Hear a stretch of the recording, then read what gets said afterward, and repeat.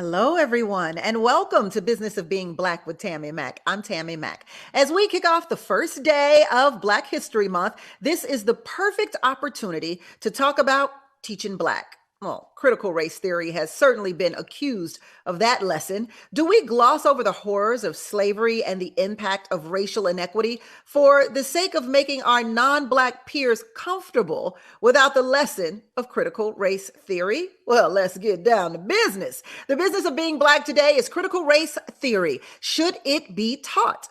Please welcome opinion columnist for the Washington Post, Karen Attiah. Hi, Karen. Hi, Tammi. Good to be here. Diversity, Equity, and Inclusion Executive, Alicia Coulter. Hi, Alicia. Hi, Tammi. Thank you for having me. Blaze television contributor Shamika Michelle is here. Hi, Shamika. And the host of Uncle Tom Talks podcast, Derek Wilborn. Hello, Derek. Hello, Tammi. Thank you for having me. Let's get started. Let's get this thing popping off. And I think we should get it popping off by asking the question, why should Black people care about critical race theory? Why should Black people care about critical race theory, Shamika? I think Black people should care about it because we have to be careful on how these teachers are teaching what they're teaching in the classroom.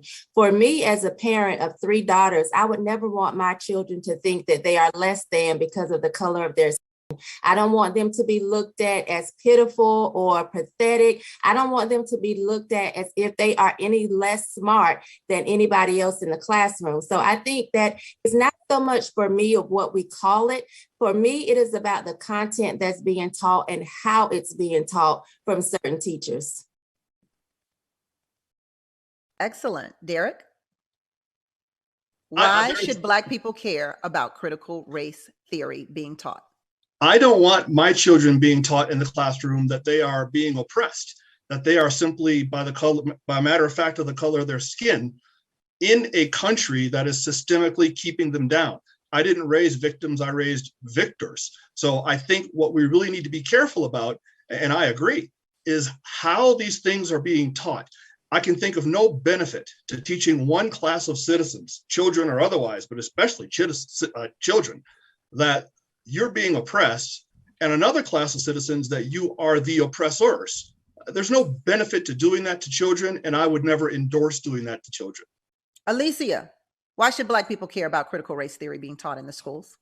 Well, Black people should care about critical race theory because it is a theory that is used to analyze structures like what is being taught inside of schools. So instead of kids being taught critical race theory, what happens is academicians look at what's being taught to kids to make sure that the curriculum is inclusive and includes all Americans, not just specific Americans, and it makes sure that the information that is being taught is factual and not leaving out any portion of history. Karen, why? Why should we Black people even care? Yeah, frankly, I think the debate and the argument has been basically manipulated beyond what is actually happening. So the specific theory, for the most part, is not taught in curriculums around the country. Now, if we want to get into this question of why should we care about history being taught and why should we care about the realities about our society being taught, I think, I was a child once and I remember learning about slavery and learning about being uncomfortable with that. But that discomfort was part of my education and part of why I thought as an adult, I wanted to grow up to be somebody to change these things. So I think reducing why we should care, I think reducing what is happening to just, kids being taught to feel bad about themselves really does a disservice to really what education should be about. And that should be about inspiring people to bring their societies into a better place. So let's put it all out here so that our soulmates know exactly what we're referring to. What is critical race theory? Shamika, what is it? Critical race theory is, like justice or education. Let me say, Tammi, I don't believe critical race theory, as Karen was just saying, is being taught in the classroom. What I think we are concerned with is critical pedagogy, which are concepts that are derived from critical theory and teaching us about these systems of oppression. I don't think it's necessarily critical race theory teaching us about systems of oppression that actually have held Black people down. I think it's critical pedagogy, which are concepts derived from that. And that's the issue that I have. Not simply because I don't care about them teaching slavery. What I have seen from my own children coming home are activities such as imagine you were a slave. Why would my child need to do that? My child is so far removed from slavery. Why should they need to sit and imagine in a classroom that they were a slave and have to do an entire activity based on imagining? What would your day look like?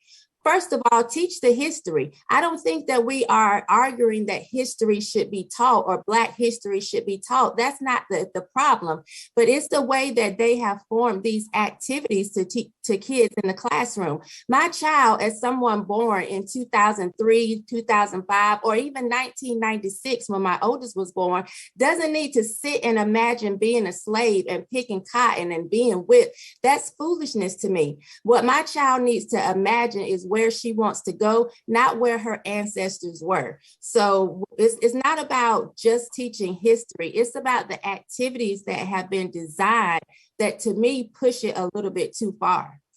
I think I'm going to agree with that one. Alicia, what is critical race theory? So critical race theory is a theory. And as I said before, it's a theory used to analyze. And the belief with critical race theory is that race is a social construction that is used to box certain social groups into certain box thought processes. So whites are superior, Blacks are inferior, and so on and so forth with different ethnic groups. And so that's what critical race theory does. It analyzes those behaviors and thought processes to help tear down those negative thought processes and build them up with facts based off of history, based off of what actually happened. And I often find it amazing that critical race theory is only brought up when discussing history. Critical race theory is also used when developing word problems. Say, for instance, you get a math word problem and you see that ethnic names, right, are used, that Kenya or Keontae are used. That's critical race theory saying, you know what, let's look at these word problems and see if they're inclusive of other ethnic groups. I don't see critical race theory being argued when we're talking about science, when we're discussing how there was a Black woman on the Challenger that exploded, right? We're not talking about that. We're not talking about critical race theory being used to teach kids that science is diverse, right? We're not talking about critical race theory being used to talk about the different authors. They just don't want history showing the horrible acts that certain groups, specifically white people, took part in against not just Black people, because it's always focused on the Black-white binary. And that's what critical race theory talks about, the Black-white binary. It's not just the Black-white binary that we need to discuss. We need to also discuss how Asians were treated in this country and how white people classify them as the model minority, or how Latinos are looked upon as servants to the country. So CRT, what we call it, those of us that study critical race theory, and I actually have a published thesis centered in critical race theory. And so for those of us that actually know what it means, we know that critical race theory does not just stop at history. It really goes across all social groups of people. So when Shamika says, look, I don't need my children knowing what it was like to be a slave and participating in exercises that make them pick cotton or have somebody whip them, would that be a prime example of critical race theory in a classroom setting? So with slavery would be discussed because unfortunately that is a part of our nation's history. But what we would also discuss is that they're not just slaves that were that bowed down, right? We had Kunta Kinte type slaves that fought against the system and fought for their lives. We have individuals that not just one person for the Underground Railroad, but there were multiple people that took part in that. Not just that, but it was span across the gamut, not just focusing in on slavery. We would talk about the richness of our country, and we would talk about how Black people served in Congress. But would it include those exercises that yes, the exercises, right. No, that's not a part of CRT. Okay. And that's why I said, I think it's based on how the teacher views it, and not necessarily exactly what's being taught, but how it's being taught. Because if you're a teacher and you automatically just have this white guilt and you think that you're helping, because I don't really think teachers go in there thinking I'm going to make little minions of myself. I think they really feel like I want to make the world a better place, but it's how they're doing it that's really, I think, the issue here. Because why would you create an activity like that? It makes no sense. What are you telling the white kids your day look like as a white person during slavery? That's just crazy to me.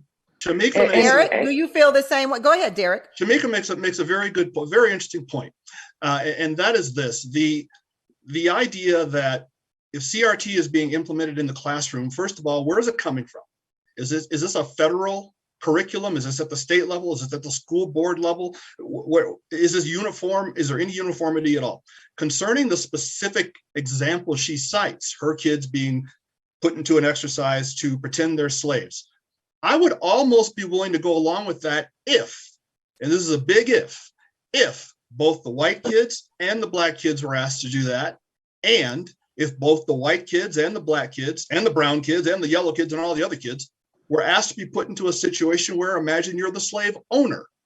And how does that weigh on your conscience? And how do you sleep at night? If we're doing this uniformly, but if we're singling out the Black kids and saying, this is what your ancestors went through, I don't see the value in that, particularly when that's not teaching them any employable skills or anything that's going to put them into a productive manufacturing or position in society. Yeah, the lesson seems to be void there, truly. Welcome back to Business of Being Black with Tammi Mack, and the business of being Black today is critical race theory. Please welcome opinion columnist for the Washington Post, Karen Attia. Also, diversity, equity, and inclusion executive, Alicia Coulter. Blaze television contributor Shamika Michelle, and the host of Uncle Tom Talks podcast, Derek Wilborn. So let's get into this. Ron DeSantis, Florida's governor, is pushing for a law that would allow parents to review school curriculum and sue schools if they teach critical race theory. Should parents have the right to shape the curriculum their children are being taught? And is critical race theory being taught? I don't ever remember it in any classes that I've taken, even in college for that matter, Karen.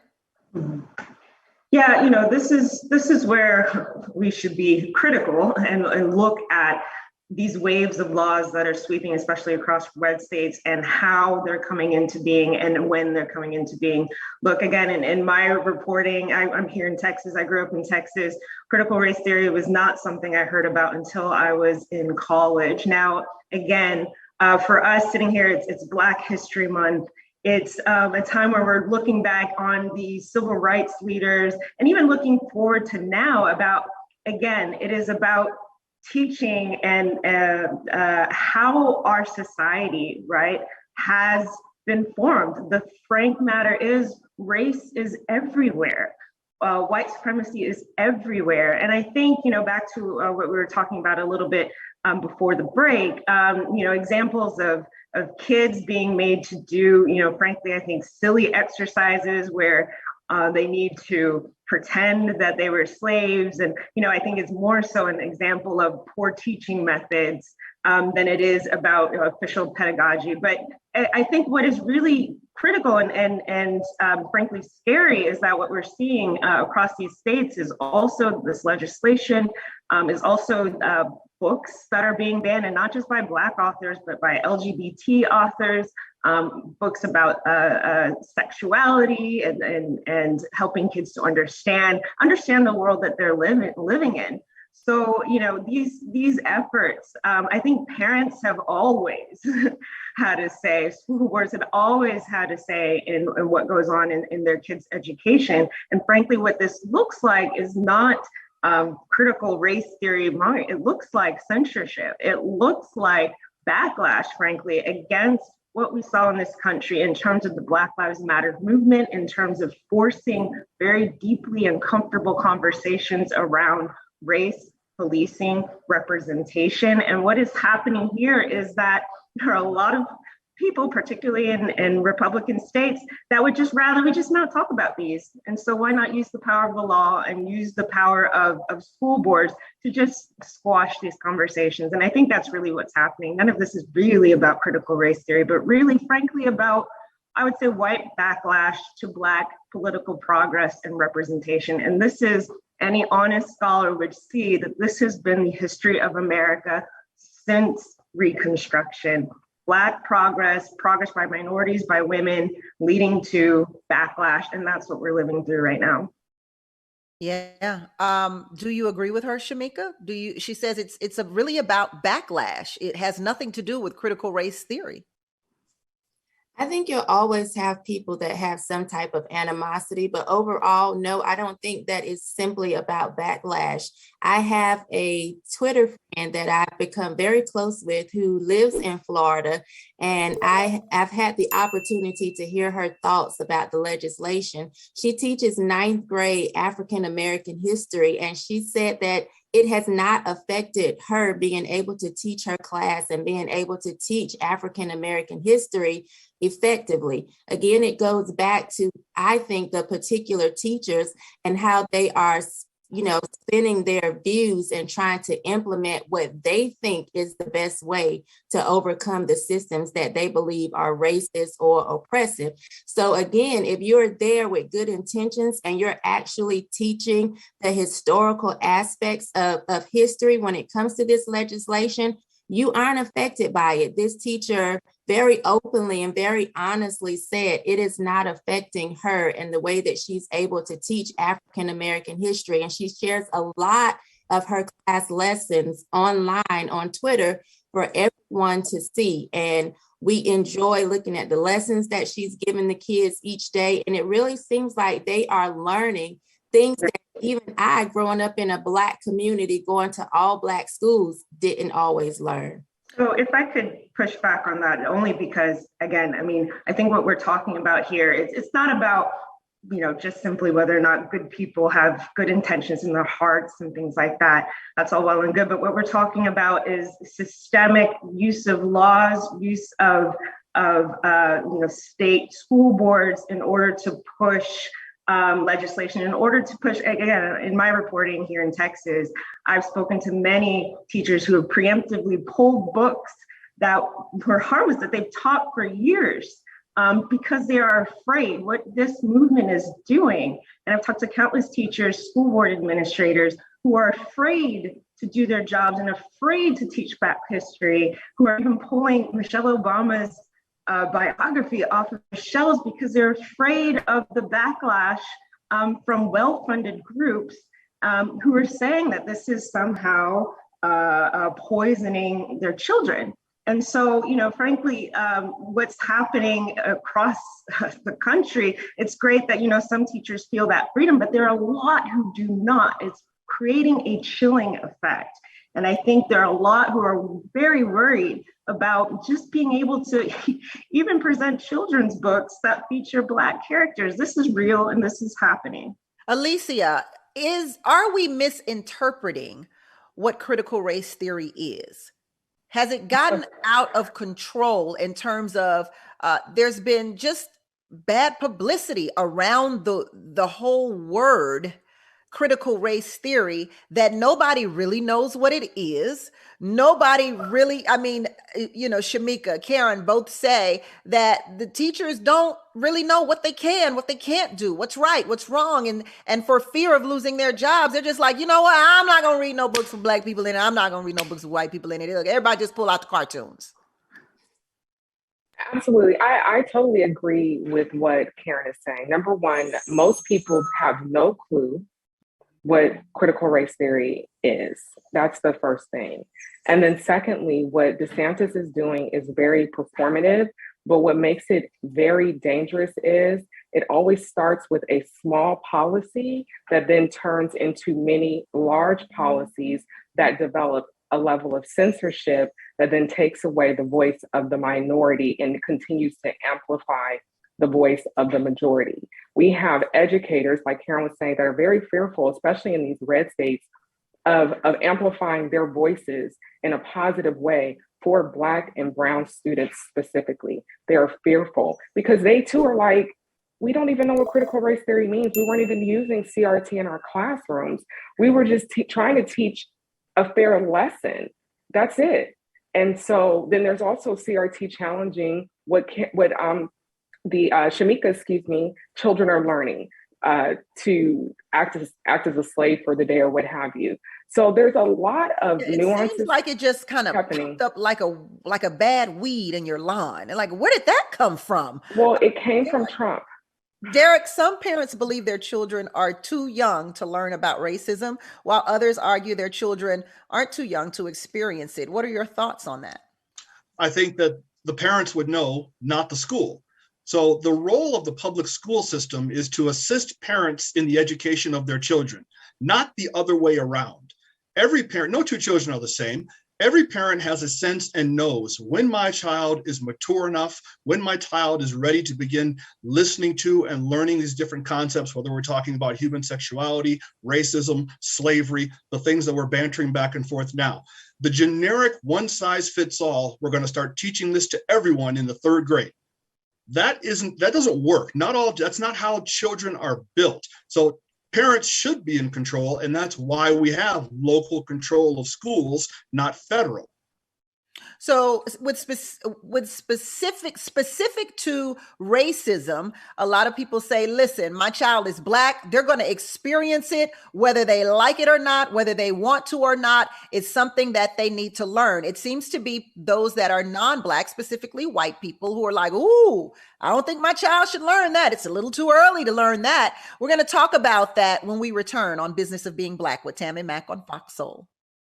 Welcome back to Business of Being Black with Tammi Mack on Fox Soul. I'm Tammi Mack, and the business of being Black is critical race theory. So what age is appropriate for kids to learn about this country's dark past? Now, we oftentimes hear Black parents say, listen, my child is going to face racism, whether they like it or not. And that could be at any given time of their life. It could be while they're 3. It could be when they're 30. It could be when they're 13. And then you have white families who say, listen, we don't need our kids knowing about that because we don't want them to feel bad. So my question is, don't we need both Black and white to equally understand what it is? Because let's face it, our country's dark past is not just about Black people being treated bad, but it's also about the people who treated Black people bad.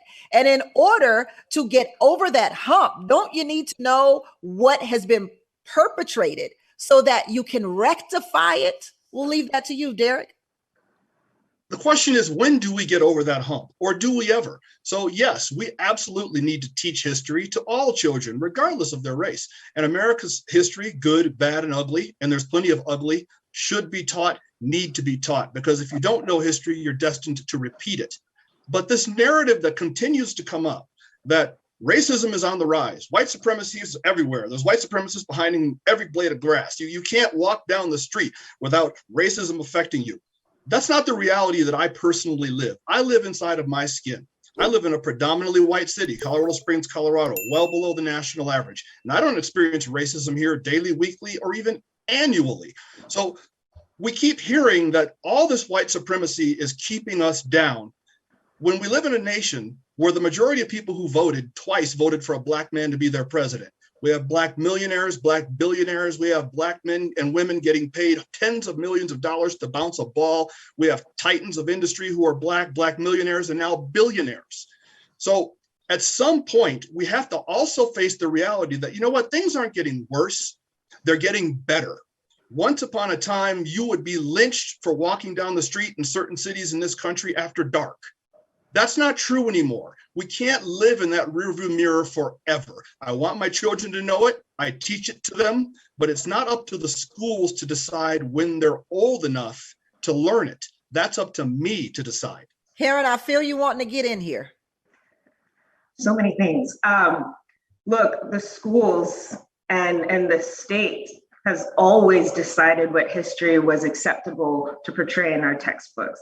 It's always decided that the history that we learn, frankly, is that of the victor and not those who have been oppressed. There's a reason, right, that we don't, frankly, hear about so much in our schools about those who rose up, those who rebelled, John Brown. And there's a reason why we had Black Lives Matters, and that the largest social justice, civil rights activist movement in the world, frankly, in history, is because so much still needs to be done. Has there been progress? Yes. And I would argue that an honest reckoning with history will take into account the progress that Derek is talking about. But I think what is happening, again, is that this conversation is not about whether or not one has experienced racism or not. I think there's so much that can be said about, frankly, even Colorado's very racist present and past. It's not about whether or not somebody has feelings or being felt bad. It is about how the realities of society, how our caste system is replicated. And I think to be afraid of feelings and of feeling bad, it is precisely that sense of injustice and that sense sometimes of anger and of sadness, which propels people to learn more and to figure out how to be involved in their communities to be able to create change. And so again, what is dangerous about what is happening, which I would say is censorship, is a systemic backlash across the country with schools, is that we're robbing kids who I think deserve so much more credit for how smart they are and how perceptive they are about the world around them. We're depriving them of the skills and the emotional intelligence to be able to make a difference in their societies. I am fascinated at the fact that Ron DeSantis is passing a law that would make certain people who aren't Black uncomfortable, that is white supremacy. Where are the laws that say you can't make Black people uncomfortable? Because we have felt uncomfortable ever since we stepped onto American soil. The ride over, for crying out loud, was hella uncomfortable. Where are the laws when people follow us around in the grocery store that say, hey, you can't do that. You're making me feel uncomfortable. You're following me around because I'm Black. Where are the laws that when my house is appraised a lot lower than my next door neighbor's house, who happens to be white, and it's appraised a lot higher? Where are the laws that say, oh, you can't do that? That makes me feel uncomfortable. I'm confused at why the laws begin to enact and uproot as soon as white people are uncomfortable. But we have been uncomfortable historically in America, and yet there are no laws to prevent it. For crying out loud, the Voting Rights Act is yet to be enacted. And Derek, you speak of there are no more lynching, but the Anti-Lynching Act has yet to be passed in Congress. So really, it's quite interesting that the laws happen really quickly when it's about not being Black. Alicia, I have to ask, give us an example of what critical race theory might look like if it is taught age appropriately. So CRT would never be taught to students. What CRT would do is look at different books that would share information to students that gave the true story of the collective, not just white individuals. And so that's what CRT would do for the community. So then if there is a curriculum, there would never be, from what I'm hearing you say, there would never be a curriculum that exclusively or specifically says CRT. Never, not for students. It's a graduate level theory. You use theory when you are at the graduate level to analyze data, to analyze information that you read, but you do not use theory as a fifth grader. It just doesn't happen. So all this uproar is truly stemmed by certain social groups that are fearful. And I agree with Karen it's definitely an uprising against, or they're fearful. They're always fearful that Black people are going to do to them what they've done to us. So they're finding ways to chip at us, to chip at telling the true story, to chip at giving us actually maybe a small leg up by our children learning the true story of America. But that's completely unprovable. So two things. The idea that white people are afraid that Black people are going to rise up and do to them what they did to us, i.e. put them in slavery and make them subservient, is asinine. We're only 12.9% of the population. The nation is 74% white. That'll never happen. Nobody's afraid of that. But we're talking about implementation in the school system. And no one can say, I can't say, no one on this panel can say, no one anywhere can say that critical race theory is not being taught in any school in America. I can say that with confidence. I agree with Alicia. She makes a very good point that at the collegiate level is where it belongs. Because at the collegiate level, you can pick and choose. They're called electives. And you can say, I don't want to take that class. But a fifth grader doesn't have that option. And we can't say it's nowhere. Alicia says she, with confidence, can say that it is not. Go ahead, Alicia. I can say it with confidence. I'm willing to put my house as the wager that no school in America, from Bangor, Maine to San Diego, California, not one. K through 12 is teaching critical race theory. They are not teaching the tenets of critical race theory. I'm sure if you ask any student in K through 12 education, if they know one tenet of critical race theory, they will tell you no. And to the point of college and it being a elective, it's not an elective. It's actually it can be an elective, but there are plenty of colleges where it's a foundational teaching skill. So to say that it's not something that, to say that it's something that's being taught to K through 12 kids, it's completely wrong. I would ask Alicia. I've got to ask Alicia this question.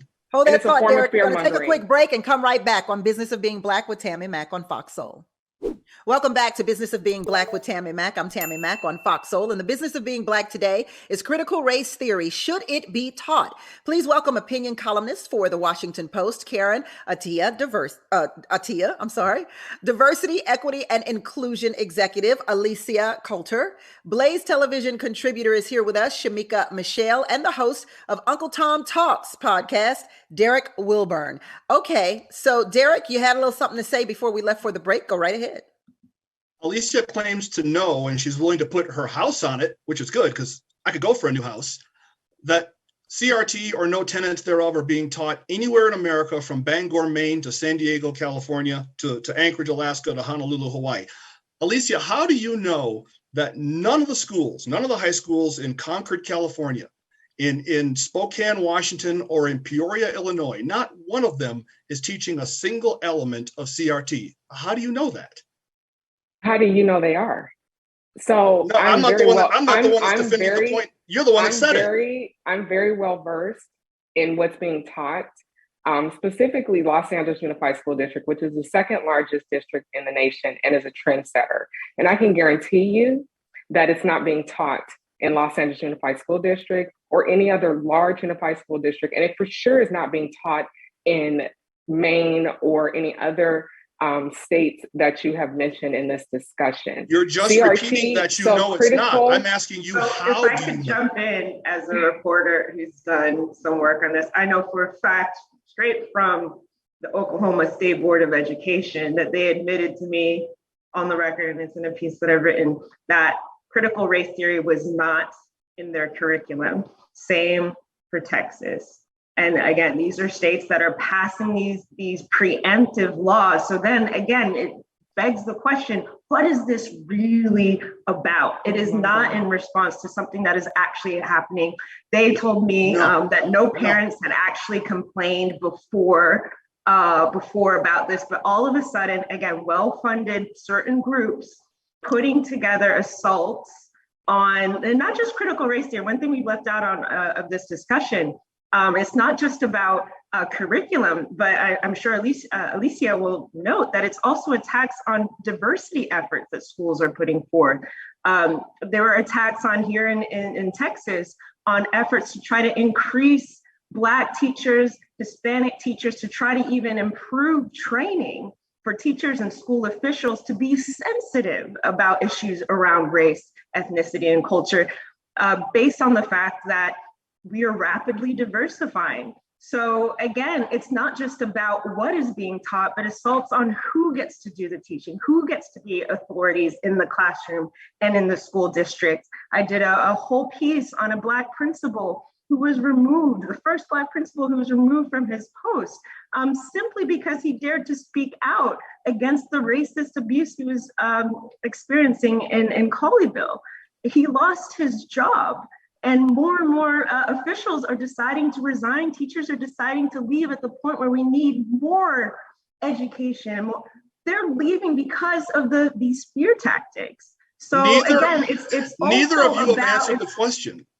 Neither of you have answered the question. How, it's not being taught because I didn't. How do you know?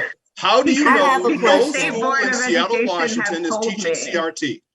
She said the State Board of Education told her. Has told You've me. talked to all 50 state boards. Various boards of education have stated that they're not teaching it. What's happening is this fearmonger tactic by these moms groups, specifically white moms groups that are being funded by right-wing groups, are stating that CRT is being taught. They're going to board meetings and they're being very loud and boisterous about these behaviors that are not happening. And they have the, what do they say, the loudest voice in the room, but they're saying absolutely nothing but false statements because they're afraid that their children might actually be taught that their ancestors harmed people. That is the true issue here. And that's the conversation. That is the conversation that needs to be had, Derek.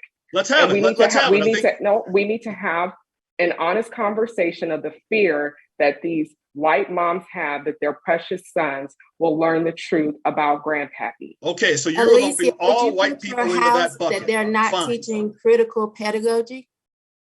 Would you bet your house that it's not critical pedagogy? I'm not saying, what I'm saying is I'm speaking to the conversation of CRT, okay? And so that's the conversation that I'm speaking to. Okay, and what you've said, Alicia, is that you've talked to all 50 state school boards and that's how you know. Fine. Now, these white moms groups, there are no white moms groups in inner city Chicago, in inner city Baltimore, where in all 15 of the Black high schools there, not one child graduated last year at proficiency level, grade proficiency level in reading or mathematics. There are no white moms groups in inner city St. Louis. They don't exist there. So saying that they are the ones to blame for all of this when we look at Black education and where we're falling short is the ultimate straw man. It's simply, that's what's not true. White moms have nothing to do with the education boards in South Central Los Angeles. Nothing. And the argument isn't happening. The argument is not happening in South Central. Right. The argument is not happening in the Black community in Chicago. The arguments are happening in Florida. The arguments are happening in white communities. Right. Doesn't that itself, Derek, doesn't that itself suggest something? The fact that the argument of critical race theory is not happening in inner city school districts. It's happening in other school districts. Doesn't that by itself suggest something? It does. I think it suggests that we are not paying attention, Tammy, because as someone whose children are in inner city school districts, I have made the complaint, but I'm not, there's not a lot of us. So I do think that it says a lot. It says that we aren't paying attention. And when you ask when is the right time to teach students, it's never a right time to teach my child that they're oppressed. It's never the right time to teach my child as if they're going through the same thing that my grandmother, who is 88, what she lived through. What she lived through is different from what my lived through, what I lived through, and what my kids are going to live through. So it's never a right time to teach my child about oppression. Now, when it comes to actual history, I am all for that. I have also complained when I saw some work that came home that said slaves came over on a ship with apartments. I said apartments, they mean compartments. They said, they were fed yams and they acted like as if it was Thanksgiving, on a Carnival cruise ship. No, that's wrong too. So I think that we have to be taught the history. My issue is. So how should Black history be taught, Shamika? I think the facts should be taught. What I think should be left out is the views of the teachers and how they feel about the facts. I saw people upset that they weren't going to be told that the KKK was racist. I don't need you to tell my child that the KKK is racist. I need you to teach my child who the KKK were and what they did. Let what I'm teaching my children at home help them to determine whether or not that was racist. I don't need the teacher putting her views in it. I just need. Sounds like a lot of what's going on in journalism today, to be honest, Karen. Correct. Well, I think ultimately, I think so much of this, there's very much conversations to be had about how to do this, but the fact that this teaching needs to be done is just exemplified, and even just this very conversation, the fact that there are inner city schools that are mostly Black, and there are white suburban school districts that are wealthier on average, and that there is a disparity and a difference. And again, I grew up in the south part of Dallas. I noticed as a kid that it seemed like all my white friends were going to the better schools up north. I didn't have a word for what was happening, but I knew that was something systemic and bigger than me. I wish I had understood that, because then I would have been able to better understand. And I think ultimately, I still just go back, we're talking about parents' rights and controls. I would just go back to the fact that children understand and know more than we think. And despite all these efforts, I think, to try to ban and to try to censor, they are going to understand what this world is about.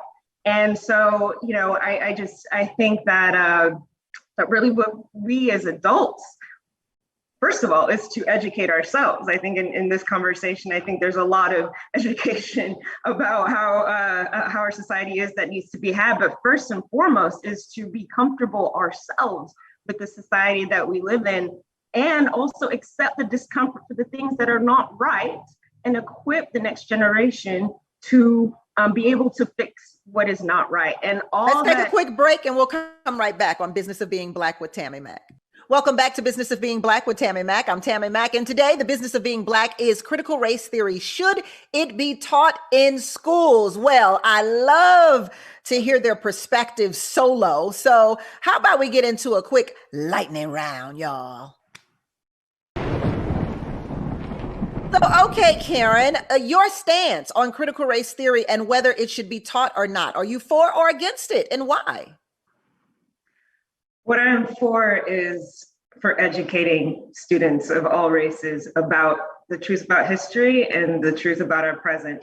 And that, unfortunately for America, includes a very ugly past and a present that is still very difficult for non-white people in this country. So what I am for, frankly, freedom. I'm for the freedom to be able to allow children in the future generation to understand very deeply about this country, and understand that this is a country in which there is inequality, in which there is racism. But what we can do and are doing, if we so choose, is to equip them with the skills and the emotional intelligence to be able to change the society for the better. We cannot change what we don't confront. And for those who are anti-critical race theory and anti-teaching the truth, frankly, it's another way of standing in the way of change. And so that's what I'm for. I'm for education, and I'm for the freedom to be able to change the society into a better place. Karen says we cannot change what we don't confront. Shamika, for or against critical race theory in schools? I am against critical race theory in schools. I'm also against critical pedagogy. I think that teachers should stick to the facts, stick to the subjects at hand, save your kumbaya moments, your come to Jesus meeting for people who care. Keep it in the closet, just the same as with your sexuality. There are certain things that should not be in the classroom, and if it's not fact, it should not be there. All right, that's a pretty strong stance. Alicia, critical race theory, where do you stand? I stand with debate. Thank you. I stand with critical race theory being used as it's being used now to analyze education and how education is being used within the classroom. I am for the lies to stop and for individuals to stop using fear mongering to incite parents to make up fallacies that just don't exist. That's what I'm for. I'm for truth.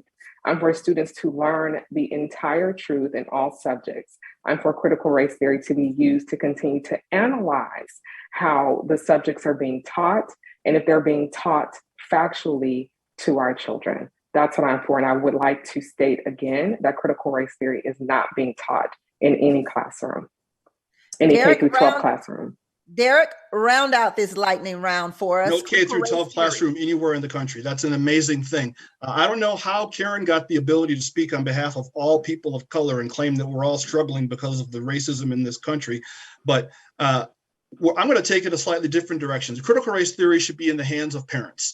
But there's been a lot of banter and back and forth during this show about Republican states and red states and what the Republicans are doing to us. I want to address that because at some point we need to realize whenever you point a finger, there's three coming right back at you, and stop worrying about what they're doing to us and start worrying about what we are doing to us. The fact of the matter is, I mentioned Chicago, where I was born. You have a Democrat mayor, always have a 50-member city council, 50 Democrats.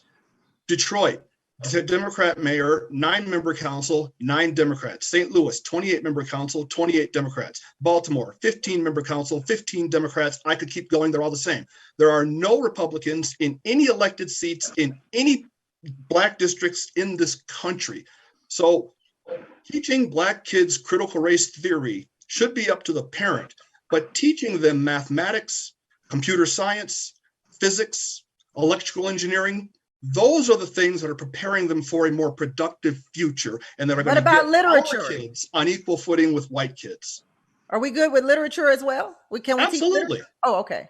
Absolutely. You forgot that one. I had to toss it in because, I like that literature. You know what I'm saying? I'm with it 100%. And all kids should read Uncle Tom's Cabin, by the way. Yes. Okay. All kids should read I Know Why the Cage Bird Sings.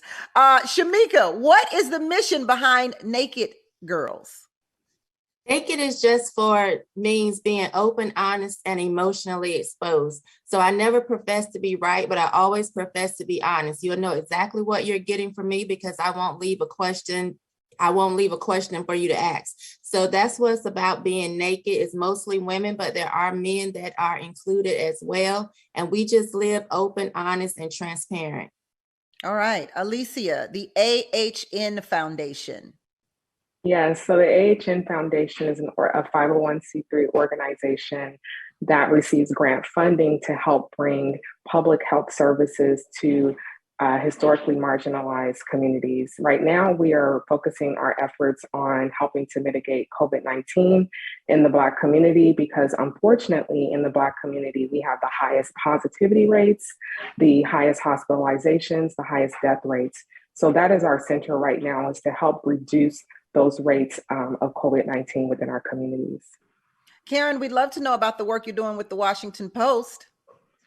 Sure. So I'm a columnist for the Post, and actually, apropos to this conversation, I'm working on a column about the fact that my home state is done okay when it comes to removing symbols of hate from the past. And so I'll be working on, how communities are actually trying to heal from the past and then reclaim old KKK buildings and rename monuments and the like. So that'll be up sometime this week, and I hope people can check it out. Absolutely, we will. Derek, what can you tell us about the People of Color Capital Interns? Every year, we recruit Black American college students from universities and colleges from coast to coast, many, if not most, from our nation's HBCUs, and we send them to Washington, D.C. to work in paid internships on Capitol Hill. We pay their airfare to and from. We pay their summer housing, as well as the internship itself is paid. As everybody knows, at least everybody on this call, most of the internships on Capitol Hill tend to go to children of privilege. It's just kind of the way our system works. We take Black kids from across the country and put them side by side, elbow to elbow with these interns from Yale, Harvard, and Stanford, and teach them and let them learn our self-governance and legislative process. I love it. I love it. And you want to tell us about Uncle Tom Talks? Uncle Tom Talks, Tuesday, Thursday, 4 o'clock Mountain Time. Tune in. You can find it on any of the major ones. Everyone knows the list, but I just break down things that I think are important to our country, kind of just like you do. Well, we have that in common for sure. So in one word, everybody, one word, how can America bring equality to the nation? One word, one word. Alicia. Truth. Shamika. Honesty. We're living on that truth. All right, Karen. Courage. Like that word. And you can take us all home, Uncle Tom's Talk. Revival. Revival. Revival. Okay, that's a good one. Thank you so much for being on the show, Derek, Alicia, Karen, and Shamika. Get ready for T.S. Madison because we are turned out with T.S. Madison. It's coming up next. And until tomorrow, everybody, it's a blessing to be in your box on Business of Being Black with Tammi Mack on Fox Soul.